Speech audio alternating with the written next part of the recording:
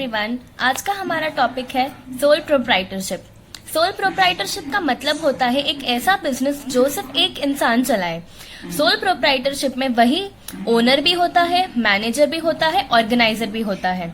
मतलब सारे ऑपरेशन सिर्फ वो एक सोल प्रोप्राइटर ही संभालता है।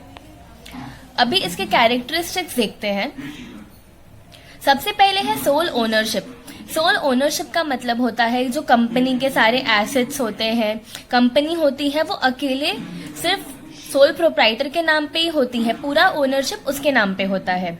नो सेपरेट लीगल एंटिटी का मतलब होता है कि कंपनी और वो सोल प्रोप्राइटर को एक ही माना जाता है, उन दोनों में डिफरेंस नहीं किया जाता। अनलिमिटेड लाइबिलिटी का मतलब होता है कि अगर लाइबिलिटी ज्यादा बढ़ जाए और कंपनी के एसेट से लोन पूरा नहीं हो सकता तो सोल प्रोप्राइटर के पर्सनल एसेट्स को भी बेचने पड़ सकते हैं लाइबिलिटी को कंप्लीट करने के लिए। नो प्रॉफिट शेयरिंग का मतलब होता है कि कंपनी का जो भी प्रॉफिट होता है वो अकेले सोल प्रोप्राइटर को ही मिलता है। नो लीगल फॉर्मेलिटीज, इसका मतलब होता है कि कंपनी स्टार्ट करने के लिए सोल प्रोप्राइटर को कोई ज्यादा फॉर्मेलिटीज वगैरह नहीं करनी पड़ती, बहुत इजीली कंपनी स्टार्टअप हो जाता है। अब आते हैं एडवांटेजेस पे। लो प्रोडक्शन कॉस्ट, सोल प्रोप्राइटर अकेले ही खुद सब कुछ संभालता है, उसे सब नॉलेज होता है, वो वही बिजनेस करता है जिसे वो अच्छे से कर सके। इसके लिए उसे कम से कम लेबर और मशीन्स की जरूरत होती है, इसलिए अपने आप प्रोडक्शन कॉस्ट कम हो जाता है। टाइमली डिसीजन मेकिंग, इसमें सोल प्रोप्राइटर अकेला होता है, उसे सब डिसीजंस खुद ही लेने हैं, किसी से पूछना नहीं है, इसलिए वो डिसीजन को क्विकली ले सकता है। पर्सनल कॉन्टैक्ट्स एंड रिलेशनशिप्स, जैसे कि बिजनेस सोल प्रोप्राइटर खुद कर रहा है तो उसके बहुत कॉन्टैक्ट्स बन जाते हैं क्लाइंट्स के साथ और एक अच्छा रिलेशनशिप मेंटेन रहता है। Easy to start and dissolve, company को स्टार्ट करने के लिए ज्यादा फॉर्मेलिटीज नहीं है, सोल प्रोप्राइटर जब चाहे तब वो कंपनी स्टार्ट कर सकता है और कंपनी को बंद भी कर सकता है।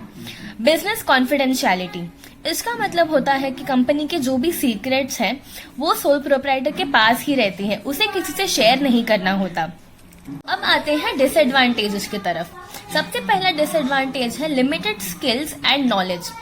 यहाँ पे हम देख सकते हैं कि सोल प्रोप्राइटर अकेले ही पूरे बिजनेस को संभालता है, तो ये जरूरी नहीं है कि सोल प्रोप्राइटर के पास सारे नेसेसरी स्किल्स हो और उसे पूरी नॉलेज हो।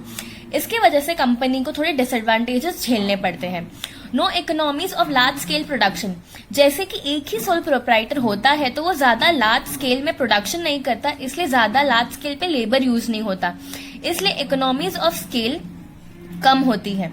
स्मॉल इनकम, क्योंकि स्मॉल बिजनेस रहता है इसलिए कंपनी को स्मॉल प्रॉफिट होता है, जिसका रिजल्ट होता है स्मॉल इनकम। इनस्टेबिलिटी का मतलब होता है कि अगर कंपनी का जो सोल प्रोप्राइटर है अगर वो इंजर्ड हो जाए या डिसीज हो जाए तो कंपनी को वहीं पे बंद करना पड़ता है, क्योंकि कंपनी को आगे ले जाने के लिए कोई नहीं होता तो कंपनी का ग्रोथ वहीं पे स्टॉप हो जाए। इसके लिए सोल प्रोप्राइटरशिप को हम इनस्टेबल भी बोलते हैं। So thank you.